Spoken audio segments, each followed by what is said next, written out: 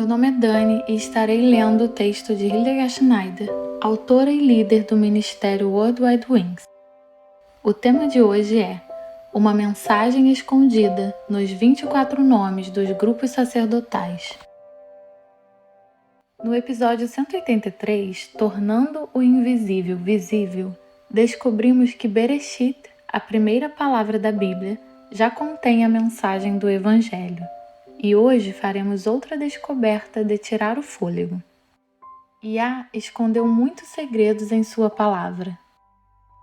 A glória de Iá é encobrir as coisas, mas a glória dos reis é esquadrinhá-las. Provérbios 25:2. Então, Jim Staley descobriu recentemente uma mensagem oculta nas Escrituras que achei tão profunda que particularmente penso que gostaria de fazer um relato sobre ela no episódio de hoje. Seguimos para o tabernáculo. Somente os filhos de Arão, o sumo sacerdote, tinham permissão para servir ali como sacerdotes. Os grupos dos filhos de Arão foram estes: os filhos de Arão, Nadab, Abiú, Eleazer e Itamar. 1 Crônicas 24:1. Por grupos, entende-se as equipes ministeriais dos sacerdotes no tabernáculo. Sabemos que Nadab e Abiú morreram quando apareceram diante de Iá no tabernáculo sem permissão. Assim, Eleazar e Itamar exerceram o sacerdócio. Então, os filhos de Eleazar e Itamar foram designados para o sacerdócio de acordo com o seu ofício. Eleazar tinha 8 filhos e Itamar 8. Então, tínhamos um total de 24 sacerdotes, todos descendentes da linhagem de Arão. E esses 24 sacerdotes deram seus nomes às 24 equipes de sacerdotes. Cada sacerdote que mais tarde serviu no templo pertencia a uma das 24 equipes de sacerdotes.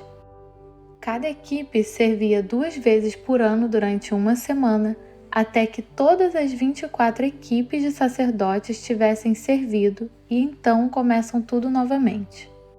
Esta foi a distribuição deles no seu serviço para entrarem na casa de Elohim, segundo lhes for ordenado por Arão, seu pai, como Elohim de Israel lhe tinha ordenado. 1 Crônicas 24:19.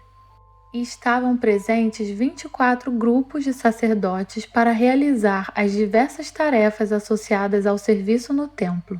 E o nome do time veio dos filhos de Eleazar e Itamar, que eram filhos de Arão.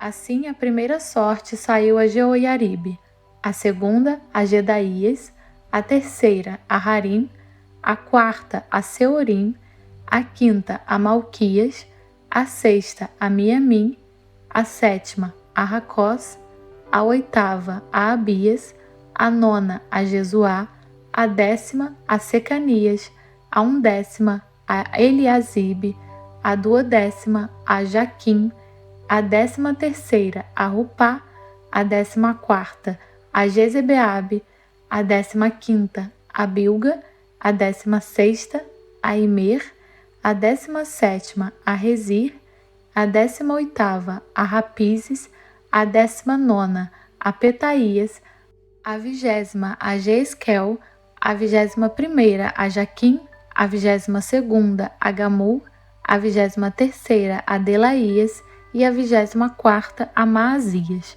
1 Crônicas 24:7-18.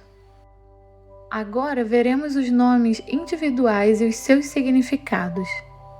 Jeoiaribe, Iá afirma. Jedaías, Iá sabe. Harim, dedicado.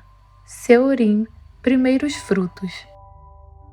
Portanto, temos a seguinte declaração dos primeiros 4 nomes. Iá reivindicou, reconheceu e dedicou o primeiro fruto, trigo. Para entender melhor, o sumo sacerdote cortou o trigo e colocou diante de Iá. Então, ele consagrou as primícias a Iá. E ele pediu a Iá que aceitasse esta oferta das primícias como sinal de uma grande colheita. E nós sabemos quem é a primícia, nomeadamente Yeshua HaMashiach. Ele ressuscitou dos mortos, ele era o trigo cortado da terra e foi consagrado a Iá, seu pai. Continuaremos na lista de nomes. Malquias, meu rei é Iá, Miamim, da mão direita, Racós, o espinheiro. Referente à sarça, que é chamada de rei entre as árvores em Juízes 9,14. Sendo assim, todas as árvores rogaram ao espinheiro: vem tu e reina sobre nós. Então as árvores decidem que o espinheiro deveria reinar sobre elas. A sarça é o único arbusto que tem espinhos, e foi a partir dela que os espinhos foram tecidos. E a sarça ardente diante da qual Moisés estava também era um arbusto de espinho. Abias, meu pai é Iá. E então nós temos a seguinte declaração: meu pai é Iá, e da sua mão direita, que é Yeshua, vem o espinheiro, que também é Yeshua. Ele é o espinho para Satanás. A declaração termina com meu pai é Iá. Voltando à lista de nomes: Jesuá, salvação, o nome de Yeshua em hebraico; Secanias, aquele que habita com Elohim, a glória que cerca Iá; Eliasibe, meu Elohim retornará; Jaquim, ele vai levantar. Então temos a seguinte declaração: Yeshua habita na glória de Iá, e ele retornará e restaurará. E o que ele estabelecerá? Uma rupá, o que nos leva ao próximo nome. Rupá, uma rupá, um dossel, um lugar onde a aliança é feita, onde o casamento é realizado. Jezebeabe, a morada do Pai. Bilga, ele trará felicidade. Então ele estabelecerá a rupá, o reino na terra, onde o Pai habitará e trará alegria. A rupá é um símbolo de um casamento judaico. Vamos para a próxima lista de nomes. Imer, ele disse, Rezir, porco; Rapizes, ser quebrado; Petaías, a ser libertada por Elohim; Jeesquel, Elohim fortalece. Agora, o que isso significa? No pensamento hebraico, os gentios sempre foram vistos como porcos.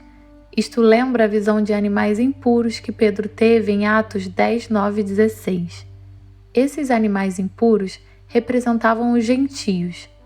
Elohim instruiu Pedro a ir à casa de Cornélio e conduzi-lo dos gentios até Iá. Pedro quebraria a ideologia de Cornélio e assim o libertaria, e Elohim fortaleceria então Cornélio. Assim, os porcos, isto é, os gentios, seriam quebrantados, libertados de Elohim e fortalecidos por ele. E essa é exatamente a mensagem do que Yeshua fez. Jaquim, ele apresentará; Gamul, desacostumar; Delaías, Iá os retirou; Maasias, Iá salvou. Iá tirará os gentios de seus costumes e os libertará.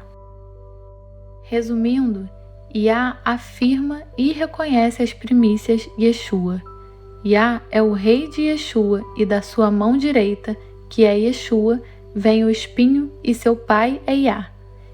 Yeshua habita na glória de Iá, e ele retornará e levantará uma rupá, a tenda de casamento.